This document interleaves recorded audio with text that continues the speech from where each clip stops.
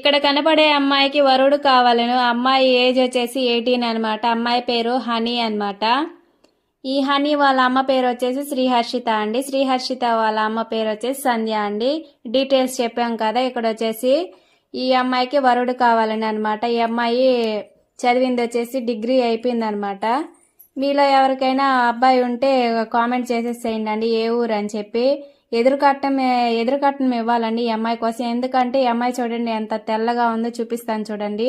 తెల్లగా అండ్ బొద్దుగా బాగుంది కదా. బొగ్గలు చూడు ఎలా ఉన్నాయో. పెళ్ళికి కూడా స్టిచ్చింగ్ ఏం ఫ్రీగా చేసేస్తానండి. అబ్బాయికి అమ్మాయికి ఇద్దరికి ఫ్రీగా స్టిచ్ చేసేస్తానండి. ఎందుకంటే మా మనవరాలు కాబట్టి ఫ్రీగా స్టిచ్ చేసేస్తాను. చూడండి మొత్తం ఎలా రెడీ అయిపోయిందో. అబ్బాయి కోసం ఎదురు చూస్తూ ఉందన్నమాట.